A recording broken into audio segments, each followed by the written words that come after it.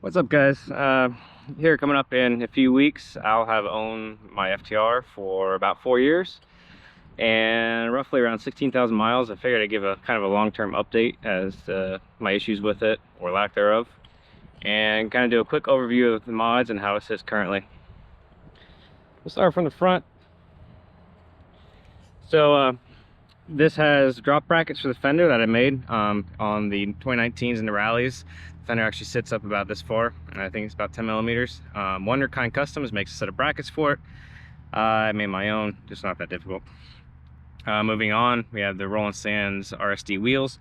What I did was I separated the hubs here and left these black and left the bearings in, and then had the wheels powder coated red to match the RR paint.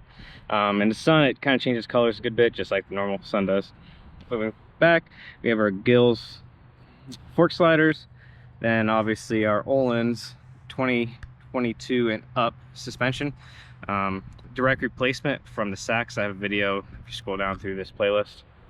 Looking back, had a anti-gravity restart battery. It took a crap on me. They actually sent me a non-restart version, and so far that's been pretty good. Moving up, we have a Cox Racing radiator guard. Unlike the RNG guards that kind of come out here and then kind of loop around, this one sits nice and flush, and it looks very OEM. Moving on, so this is a set of lower cowling brackets, so I could run my Kellerman turn signals. And I've had these for about 4 years, and they are still bright as heck and functioning perfectly. They do not need resistors. Over here we have our Raximo levers. These have tended to fade quite a bit. This one's a little gold. Obviously this one hasn't faded quite as much. Regarding these levers, they actually cause my clutch cable to break, and if you see in there, you can see where I kind of had to file it out. But the clutch cable was rubbing in there, and it left me stranded. So they sent me a new one of these. It was the same design, so I still had to modify it a little bit. Then we have our CRG EXO lane splitter. As you see, the mirror is concave, so you can kind of see right behind you. When I'm sitting on the bike, I can actually see that back corner of my bike, depending on where it's adjusted. Moving over here, a bunch of people had some screen delamination issues. Luckily, I don't have any of those issues. For when you do a bar end mirror, what you can do, instead of having to cap these, you can just basically flip these around as a free mod. This little piece here is a plaque. Each model comes with a different plaque, and you can buy them on India's website. Each one has a separate part number. What it is, it's a piece of metal that's just stamped with paint on it. It does not come with this bezel. This bezel is cheap. I think it's like $30. So you can just change the bezel and put the new plaque on it versus tearing the old plaque off and putting it on here. This one's from the Championship Edition. The Rally one's also nice because it has some red in it. Obviously, the 2019 RR tank covers. And then the Samco Sport radiator hoses. I think this is Viper Red. I'm not 100% positive on that. I can't quite remember. Coming down, I had the Recluse torque drive. I installed this torque drive about 15,000 miles ago, and since then it's been absolutely flawless. And hopefully I have one of my Challenger shortly. Stokes exhaust, also had it on for about 15,000 miles. It's something I did at the end of 2019. So you can see the finish is filled up very nicely. Apologize for the wind, guys. Obviously the roads are super dusty with their optional bracket here. And then we have our new Indian Gills rear sets. This is one of the newest things I've done. So far it's pretty nice. I'm enjoying them. And then coming back here, we have our Öhlins shock off of a 22 FTR. Again, a direct bolt-on for your other models.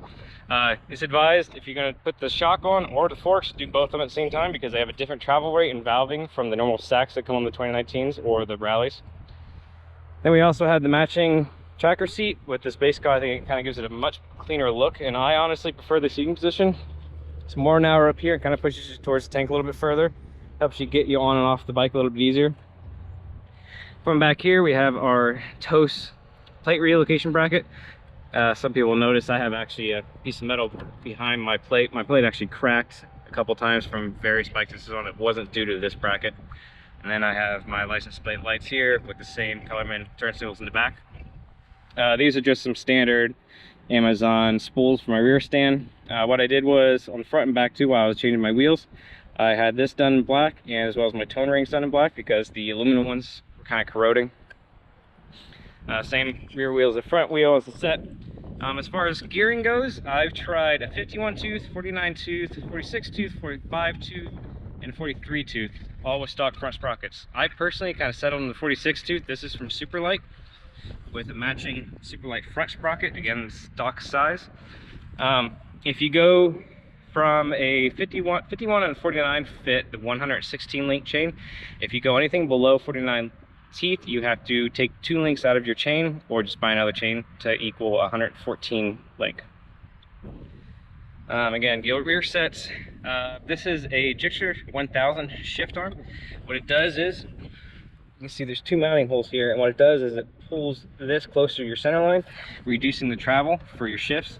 This helps a lot with false neutrals between first and second and fifth and sixth. It's a good cheap mod. I think it's $10 on eBay. Again, with the Samco hoses, this replaces the junction hose that was under the recall with a nice little piece there. And a roll-on stands stator cover there. So the only issue I actually had, partly due to my fault, when I was trying to solve a spongy brake, I have a video about it where my rear brake was spongy no matter how much it bled it. I tried to screw this in a bit much. My brakes got heated up this and melted my brake switch.